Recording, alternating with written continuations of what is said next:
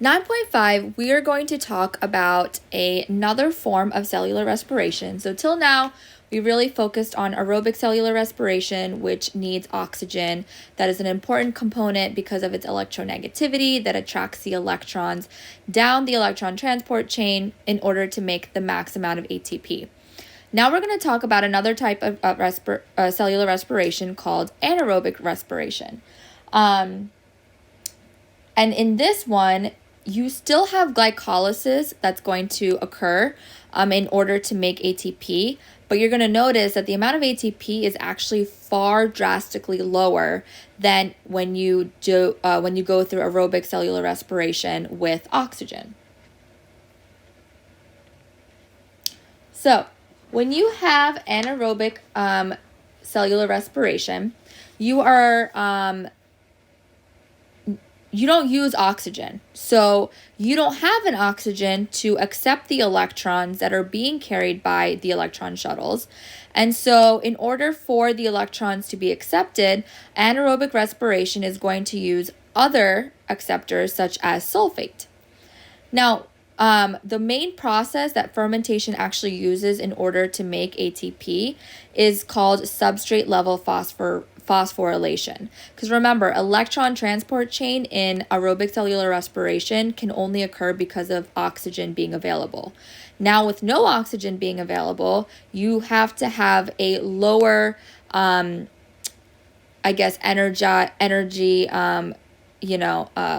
necessary process such as substrate level phosphorylation in order to make ATP. And then we're going to see how the amount of ATP that's going to be made through substrate level phosphorylation is actually not a lot at all. So in cellular respiration, aerobic, we do use glycolysis. In fermentation, which is anaerobic, you still use glycolysis. You are still going to have the regeneration of NAD+. And NAD+ is going to be regenerated by moving electrons from the NADH electron carrier to the pyruvate that gets made through glycolysis.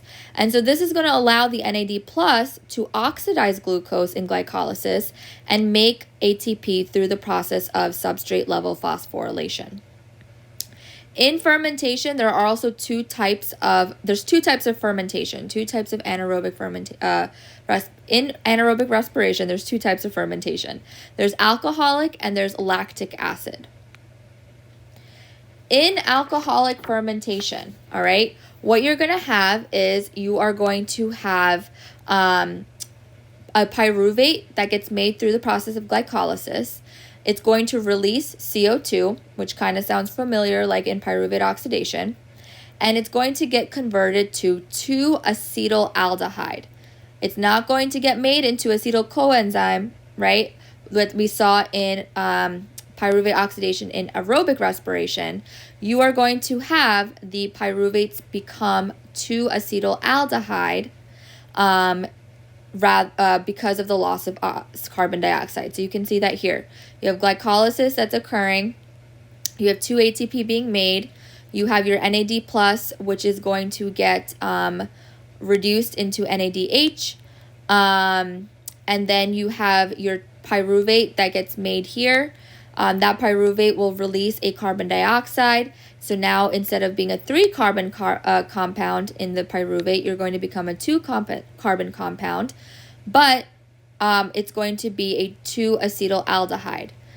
This process of this being made is going to allow NAD+ regeneration to occur as well.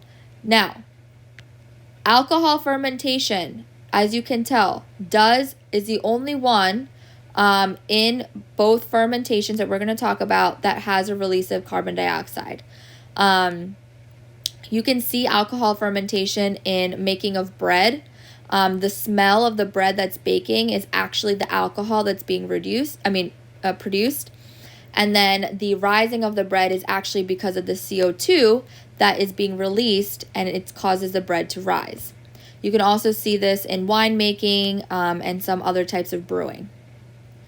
The other type of fermentation is lactic acid fermentation, which is when you have a pyruvate is being reduced directly by an NADH to NAD+, and therefore you have no, so you see that down here.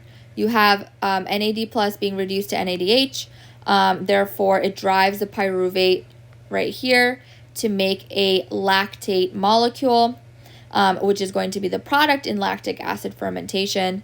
Lactic acid fermentation can be done by some fungi and bacteria. It's used to make yogurt and cheese, and it's actually also made in our cells. When you do a lot of activity and you run out of oxygen, your body switches to anaerobic respiration, specifically lactic acid fermentation. And this is why you have soreness of muscle, because your muscle during an extraneous activity did not have enough oxygen to carry it through. And so the lactic acid buildup actually causes muscle soreness after a rigorous activity. All right, so let's compare fermentation of aerobic and anaerobic. The first thing is that when you have glycolysis, you make 2 ATP, right? Both anaerobic and aerobic are going to make glycolysis. So in both cases, you are making 2 ATP. Glucose will be taken from the chemical energy of the food that we consume. And in all three reactions, cellular respiration, anaerobic, aerobic, you are having NAD+, which is going to act as your oxidizing agent, meaning that it's going to get reduced in order to use glucose to make energy, which is the ATP. So both anaerobic and aerobic do use glucose as the energy source. The processes, though, between fermentation and cellular respiration, they do have different methods for oxidizing NADH to NAD+. For in fermentation, you have electrons that are going to be deposited to the pyruvate molecule or the acetaldehyde. And then in cellular respiration, you have electrons that are going to be transferred to the electron transport chain in order to make the ATP. Another big thing is that in cellular respiration, you are making 32 ATP per glucose molecule, or in aerobic respiration, you're making 32 ATP per glucose molecule. In fermentation, which is anaerobic, you're only producing 2 ATP molecules per glucose molecule. Look at that difference. That's pretty nuts, okay? So, obviously, cellular respiration, aka aerobic respiration, makes a ton more of ATP than does anaerobic respiration. There's 2 types of species or organisms that can carry out or that can survive in some different types of environments. There's something called an obligate anaerobe, which can't survive when there is oxygen, so they go through anaerobic respiration.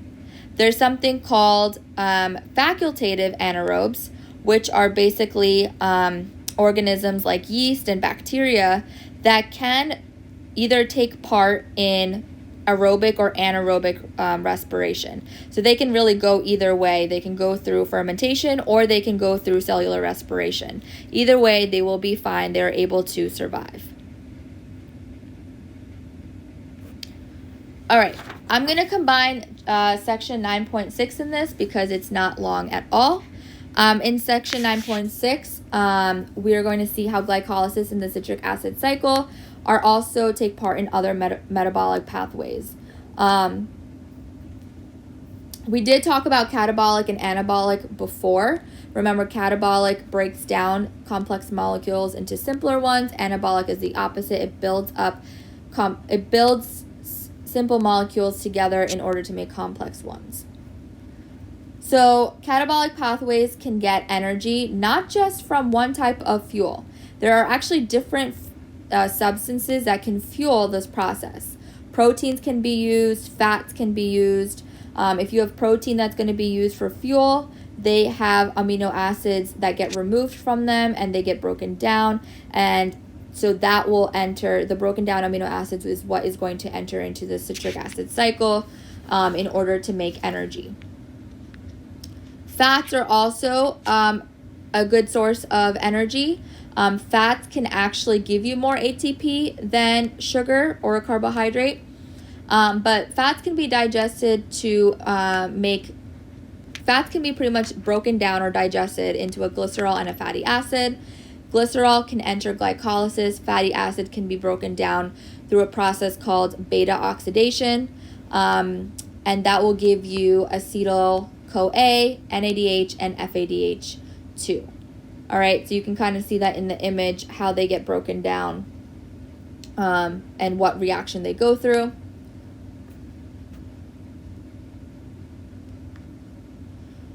Another anabolic pathway is called biosynthesis, which is basically when you have small molecules from food, glycolysis, or the citric acid cycle that can help to build other molecules in your body. This can be an important way for your cell to recover or to sustain itself. You also have something called feedback mechanisms, which can help with cellular respiration regulation.